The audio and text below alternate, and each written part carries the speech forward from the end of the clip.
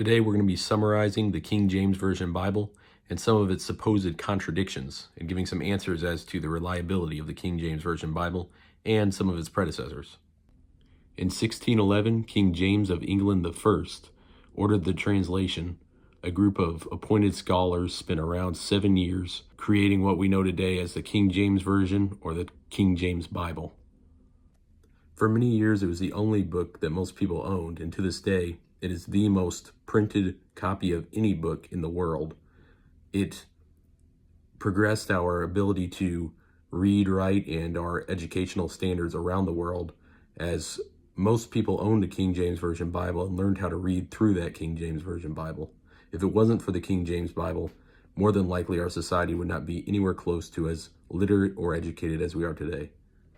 The commoner could now read, and this encouraged the study of God's Word and the pursuit of knowledge, and is a testament to God's plan for us that His Word would never fade away. Through the King James Version Bible, we have had access to new forms of education, to public literacy, and now the common man could read and write.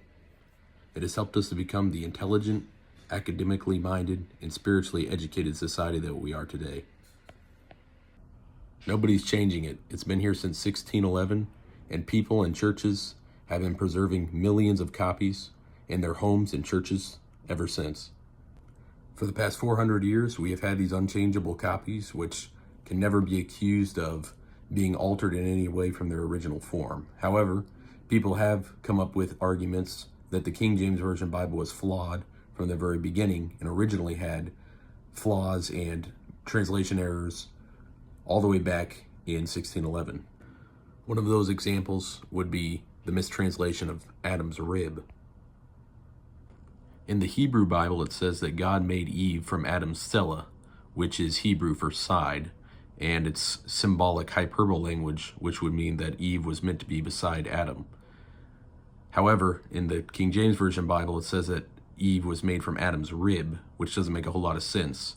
The reason why you'll see some of these mistranslations is because no two languages are exactly alike, and you can take two different languages and try to find the closest to the same word as possible, but at the end of the day, every language has words that do not have an exact equivalent to English or whatever other language you may be translating it to, simply because those languages developed differently and got words that no exact equivalent exists in English or whatever language.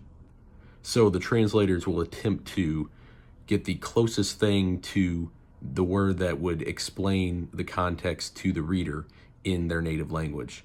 Translating can be extremely difficult and can lead to errors, or sometimes the translators will come up with what they think to be the best word, and in reality there could be a better word to translate a paraphrase sentence. All of these contradictions and mistranslations are almost entirely simply man-made errors in translation from Hebrew, Greek, Latin into English. Another example of a contradiction would be "thou shalt not kill."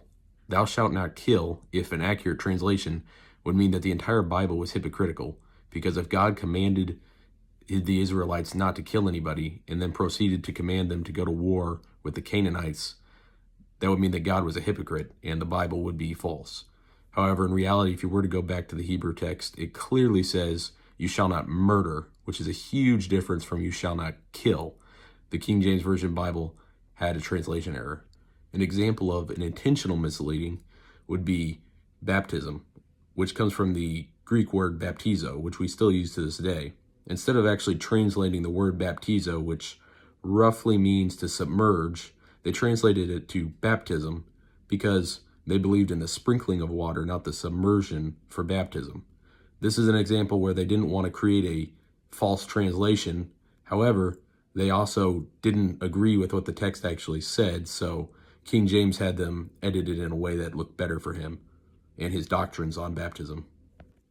Atheists have been looking real hard for a long time to find a contradiction that can't be explained as a man-made error in translation, and they have yet to have found one. I would go so far as to argue that every single mistranslation or error or other type of contradiction in the Bible can be explained by going back to the original transcriptions in their original languages. The King James Version Bible, while not perfect or infallible like some people may say, is a very accurate translation and very reliable, and it has been tested and proven through time. Over the past 400 years, it has shown its reliability and consistency. It isn't exact to the original text because that's impossible, because the original text was not in English, and no two languages are exactly alike. Otherwise, they wouldn't be two different languages. The errors in the King James Version Bible are minimal and should not turn you away from reading it or trusting the words in the King James Version Bible, even though there are a few small errors here and there because man-made translators made some mistakes. The King James Version Bible is 400 years old and slightly antiquated language that we don't use a lot of the words in the King James Version Bible that we used back then. As a result, there have been translations such as the New American Standard Bible and the New King James Version Bible, which have used more antiquated language that we use today. If you're interested in learning about the New King James Version Bible and its reliability compared to the King James Version Bible, I should have that video somewhere on the screen here. Wherefore, lay apart all filthiness and superfluity of naughtiness, and receive with meekness the engrafted word, which is able to save your souls. But be ye doers of the word, and not hearers only, deceiving your own selves. For if any hearer be a hearer of the word, and not a doer, he is like unto a man beholding his natural face in a glass. For he beholdeth himself, and goeth his way, and straightway forgetteth what manner of man he was. And that is why we have the New King James Version Bible, because it's a little bit easier to understand.